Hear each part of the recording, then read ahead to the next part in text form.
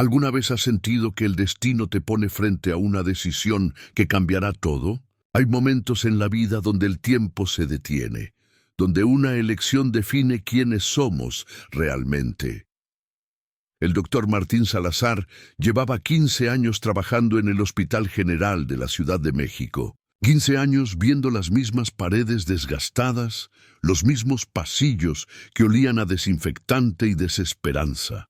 Era un hombre de 42 años, con canas prematuras que le daban un aire de sabiduría que no siempre sentía tener. Aquella mañana de octubre, mientras caminaba por el corredor del tercer piso, sus pasos resonaban con el cansancio de quien ha visto demasiado.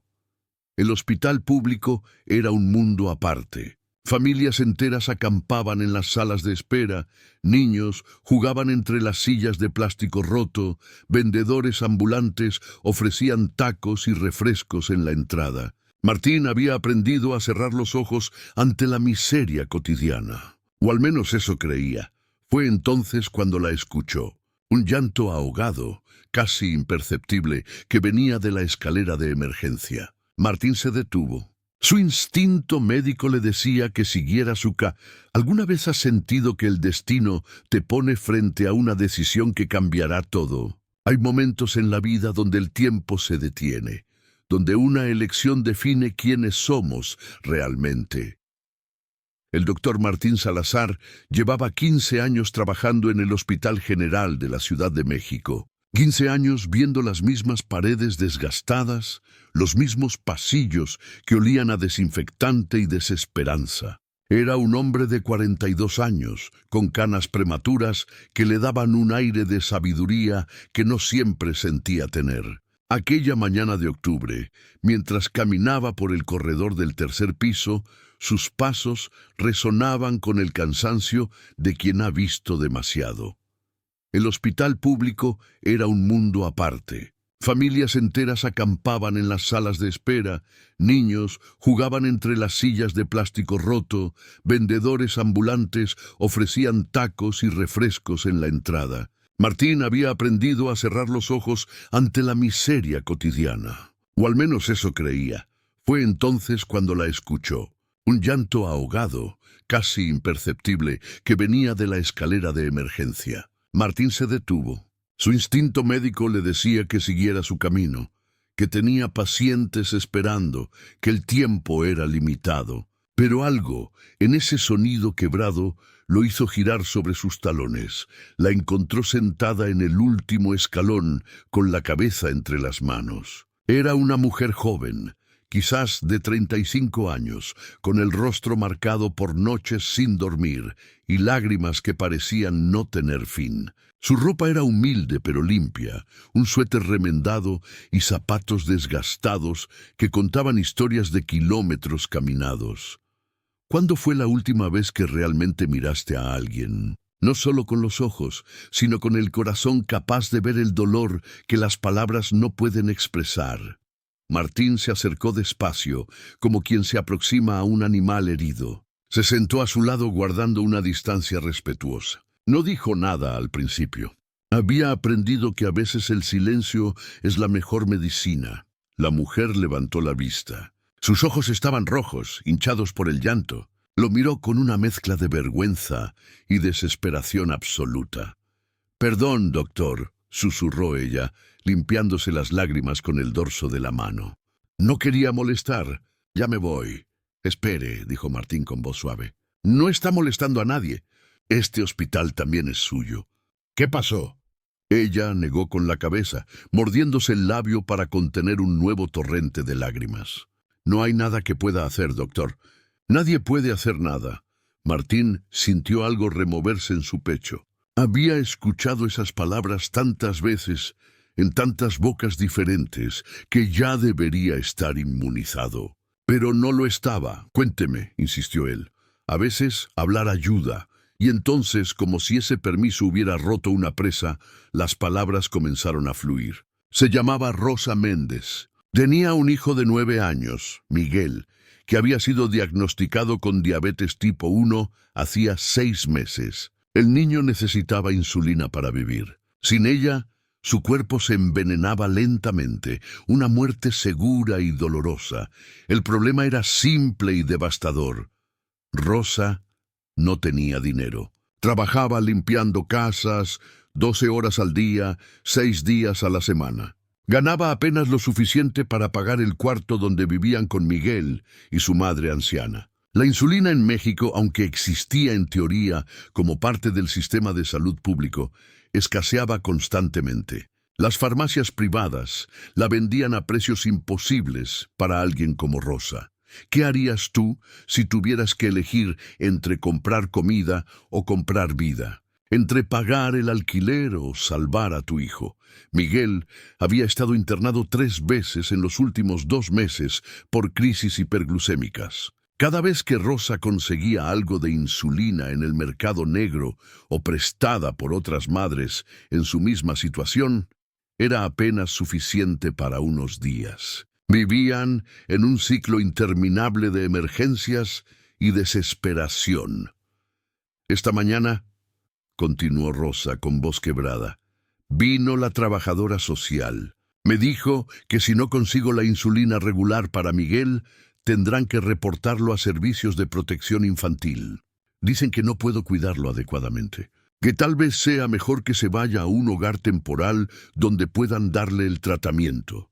Sus manos temblaban mientras hablaba. Doctor, mi hijo es todo lo que tengo. Su padre nos abandonó cuando nació. Mi mamá está enferma, no puede trabajar. Miguel es mi razón para levantarme cada día. No puedo perderlo.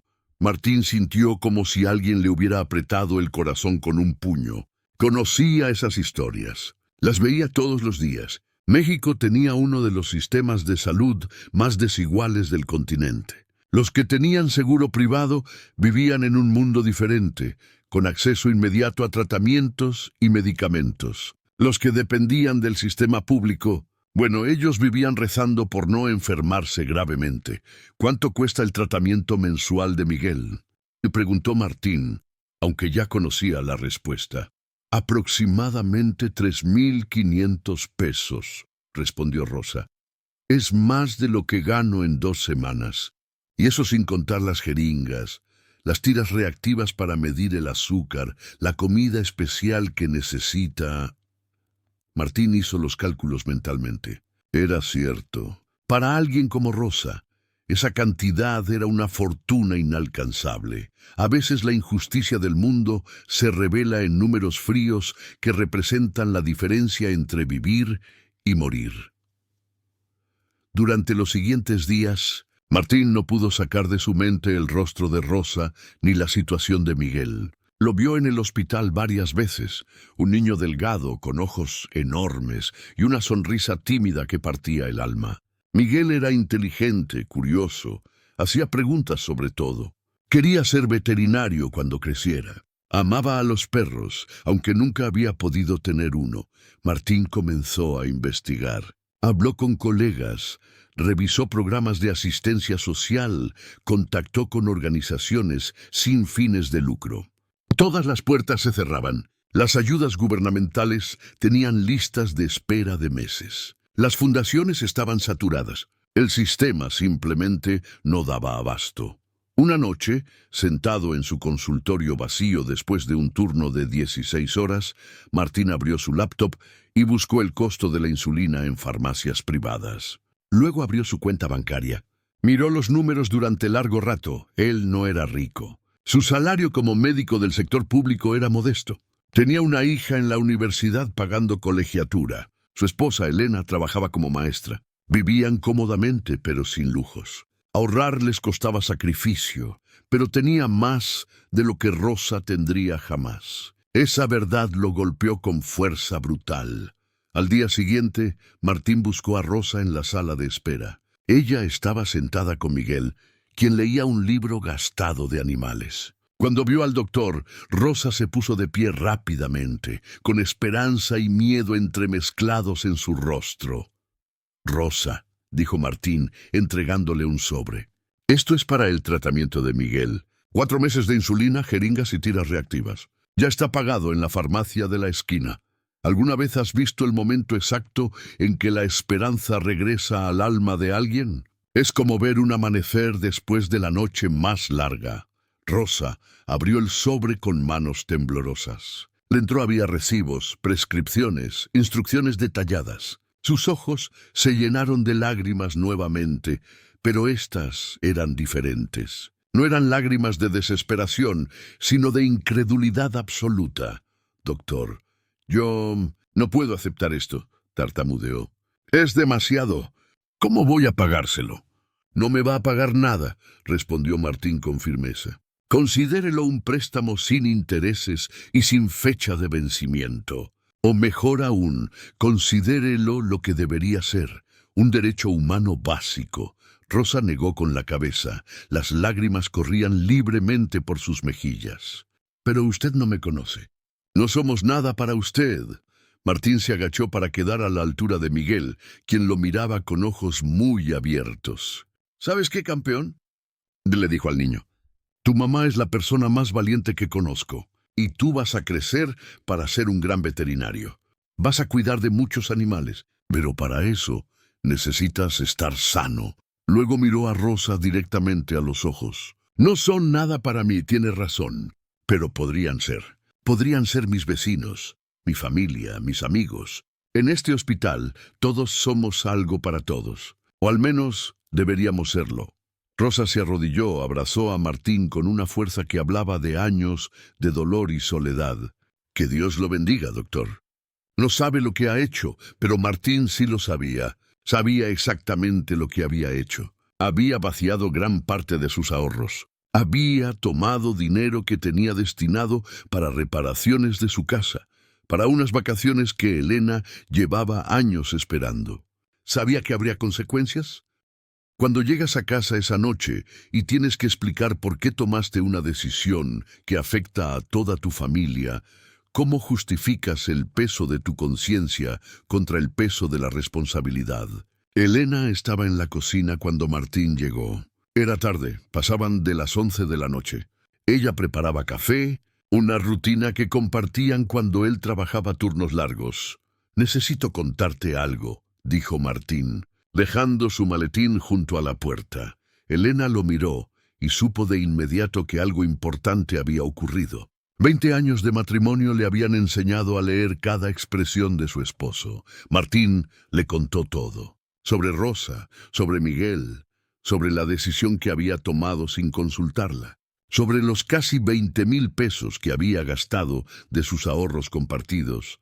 Elena escuchó en silencio, con el café enfriándose entre sus manos. Cuando Martín terminó, se hizo un silencio pesado en la cocina. El reloj de pared marcaba los segundos como gotas cayendo en un estanque. ¿Y las vacaciones?, me preguntó Elena finalmente, su voz neutra imposible de descifrar. «¿Las pospondremos?», respondió Martín. «Quizás el próximo año. ¿Y el techo? Dijiste que había que repararlo antes de la temporada de lluvias.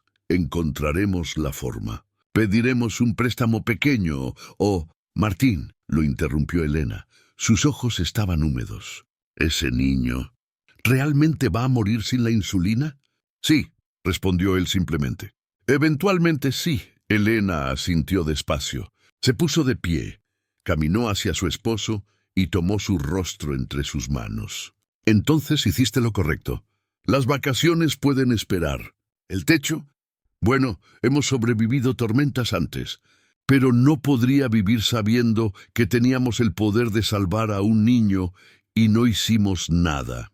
El amor verdadero no solo se mide en los momentos de alegría, sino en la capacidad de compartir el peso de las decisiones difíciles.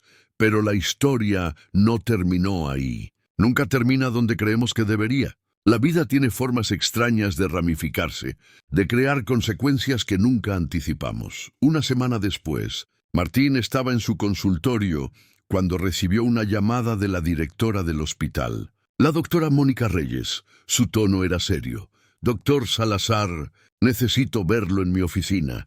Ahora». El camino hacia la dirección fue largo, aunque solo fuera un piso más arriba. Martín repasaba mentalmente qué podría haber hecho mal. ¿Algún error médico? ¿Una queja de algún paciente? La doctora Reyes lo recibió con expresión indescifrable. Sobre su escritorio había una carpeta abierta.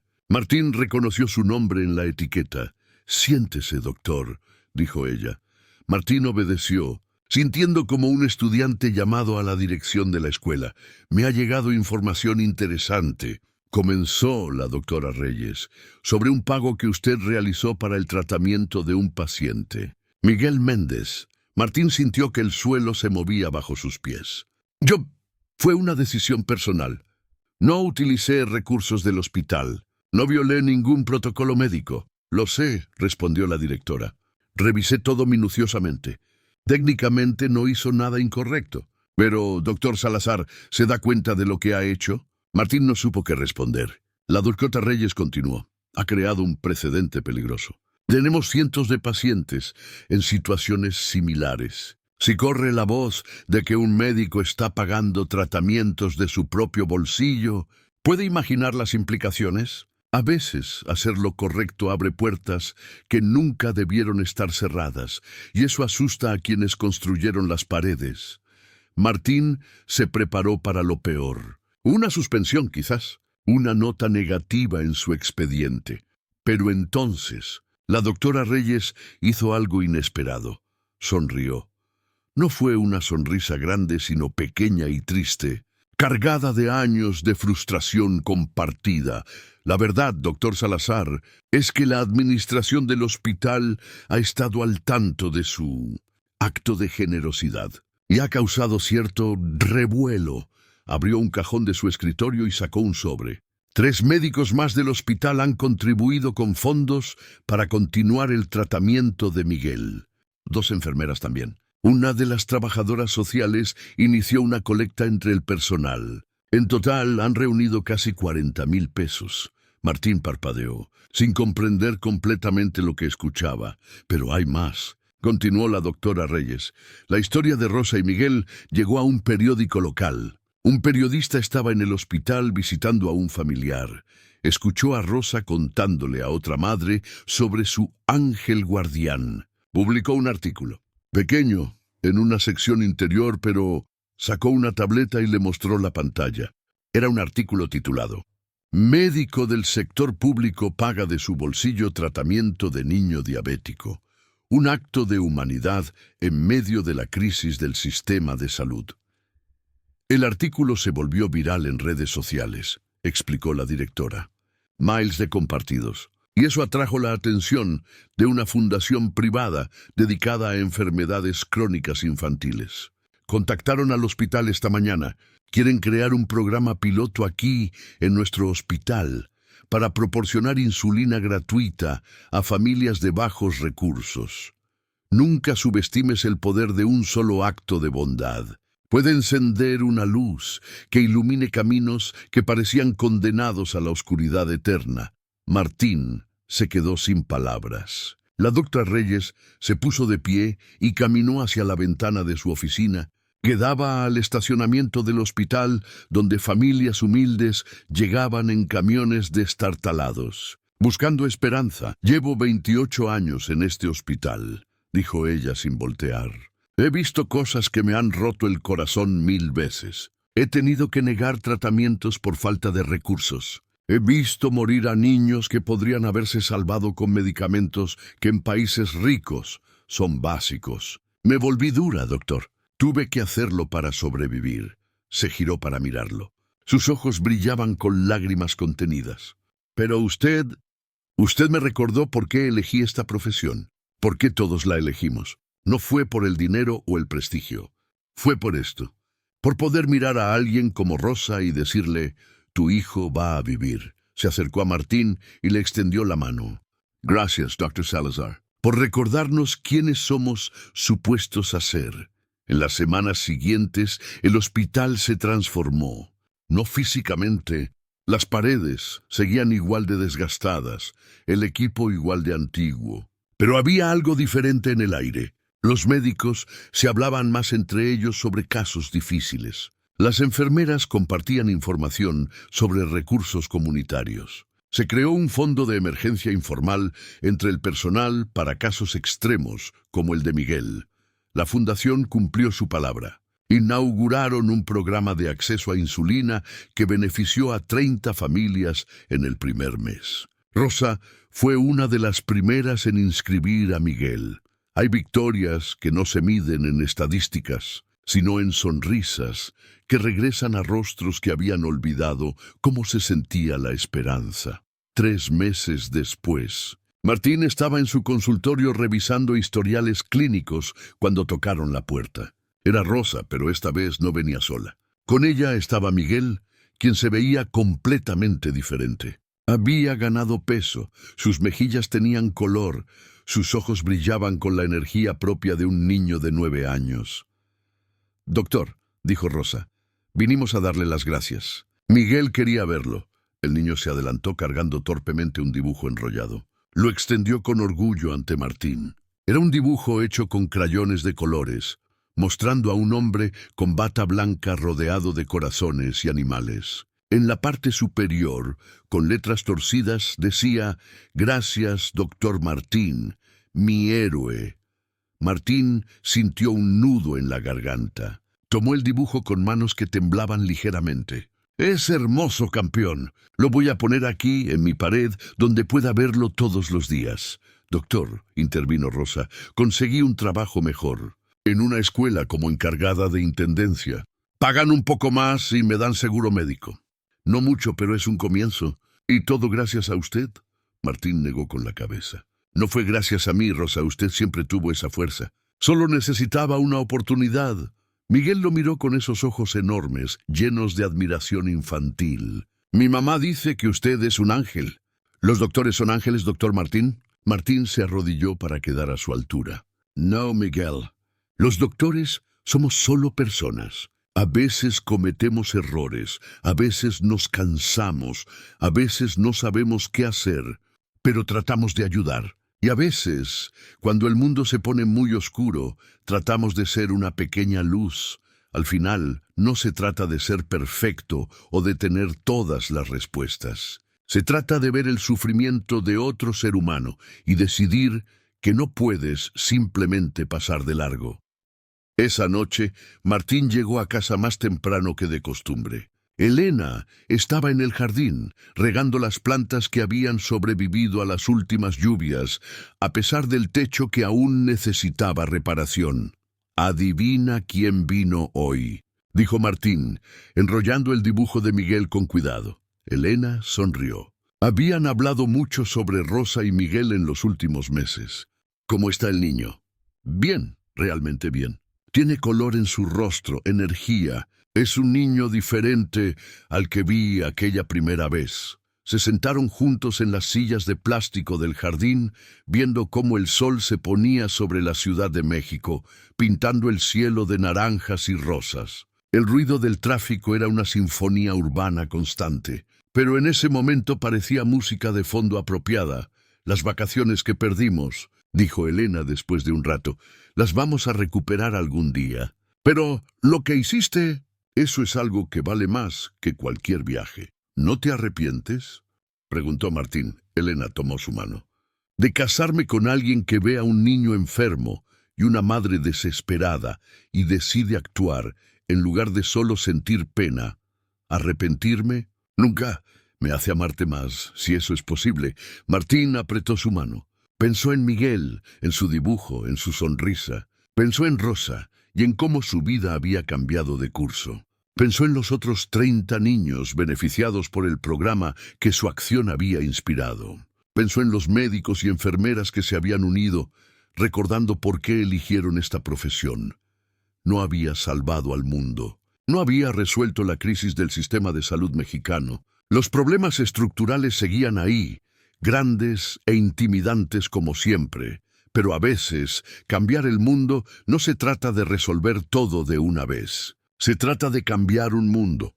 El mundo de una madre, el mundo de un niño, el mundo de quienes recuerdan que la compasión no es una debilidad, sino la fuerza más poderosa que poseemos. Meses después, en una conferencia médica nacional, la doctora Reyes presentó el caso del programa de insulina del Hospital General. Habló de cómo un solo acto de generosidad había desencadenado una serie de eventos que beneficiaban ahora a más de 100 familias. Habló de médicos, enfermeras y trabajadores de la salud que habían encontrado nuevas formas de ayudar dentro de las limitaciones del sistema.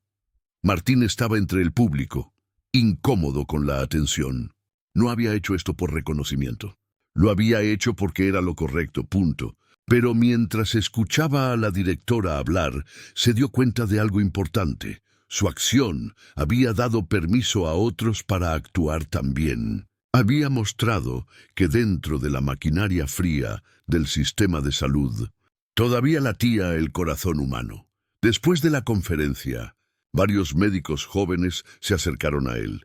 Querían saber cómo podían iniciar programas similares en sus hospitales. Una doctora de Guadalajara le contó que había comenzado una red de médicos que contribuían a un fondo común para pacientes sin recursos. Un enfermero de Monterrey había contactado a empresas farmacéuticas para donar medicamentos, que estaban cerca de su fecha de expiración, pero aún eran perfectamente utilizables. La semilla que Martín había plantado sin saber estaba creciendo en terrenos que nunca imaginó alcanzar, pero la historia más impactante llegó una tarde de diciembre, justo antes de Navidad. Martín recibió un correo electrónico de una dirección desconocida. El asunto decía: gracias por inspirarme. A veces las consecuencias de nuestras acciones viajan más lejos de lo que podemos ver, tocando vidas en formas que nunca conoceremos completamente.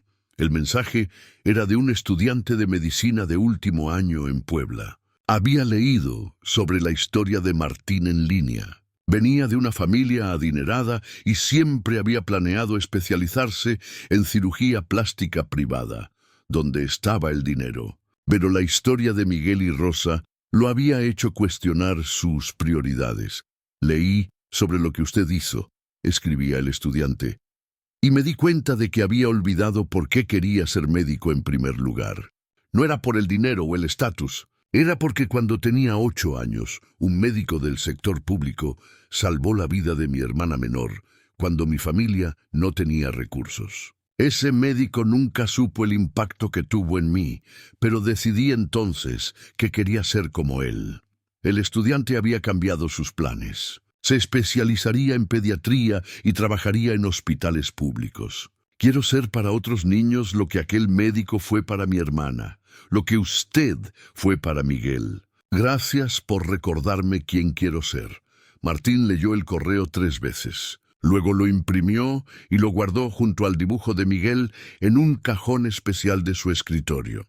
Eran recordatorios de por qué, incluso en los días más difíciles, valía la pena seguir adelante. El último día del año, el hospital organizó una pequeña celebración para el personal. Nada elegante. Ponche barato, galletas de una panadería local, música de una radio vieja. Pero había risas y camaradería, una sensación de comunidad que no existía antes. Rosa y Miguel aparecieron con una charola de tamales que Rosa había preparado. Para agradecer a todos, dijo ella con timidez, porque todos ustedes salvaron a mi hijo. En el final, las grandes transformaciones no vienen solo de políticas y presupuestos, sino de corazones humanos que deciden que no pueden permanecer indiferentes ante el sufrimiento de otro. Mientras Martín veía a Miguel corriendo con otros niños en el pasillo del hospital, riendo y jugando como cualquier niño de su edad debería, sintió una paz profunda. No había resuelto todos los problemas. El sistema de salud seguía siendo desigual e injusto. Habría más Rosas, más Migueles, más noches de llanto en escaleras de emergencia, pero ahora había algo diferente. Había una red de personas que se negaban a aceptar que así son las cosas. Había médicos que recordaban que su juramento no era solo con la ciencia, sino con la humanidad. Había enfermeras que compartían recursos. Había trabajadores sociales que buscaban soluciones creativas. Había una comunidad que se había despertado, Elena llegó al hospital para recogerlo, como hacía ocasionalmente cuando sus horarios coincidían. Lo encontró en la celebración, con Miguel mostrándole orgullosamente un libro nuevo sobre animales que había recibido como regalo de Navidad. ¿Listo para ir a casa?, le preguntó Elena. Martín miró alrededor. A sus colegas, a los pacientes que habían vuelto para agradecer, a Rosa, sonriendo por primera vez, sin el peso de la desesperación en sus hombros, a Miguel, con su futuro ahora extendido ante él como un mapa de posibilidades infinitas. Sí, respondió, tomando la mano de su esposa. Vamos a casa. Mientras caminaban hacia la salida, Miguel corrió detrás de ellos. ¡Doctor Martín! ¡Doctor Martín! Martín se volvió. El niño lo alcanzó jadeando por la carrera. Quería decirle, dijo Miguel entre respiraciones, que cuando sea veterinario voy a ayudar a todos los animales que pueda, incluso a los que sus dueños no puedan pagar, porque usted me enseñó que eso es lo que hacen los héroes de verdad.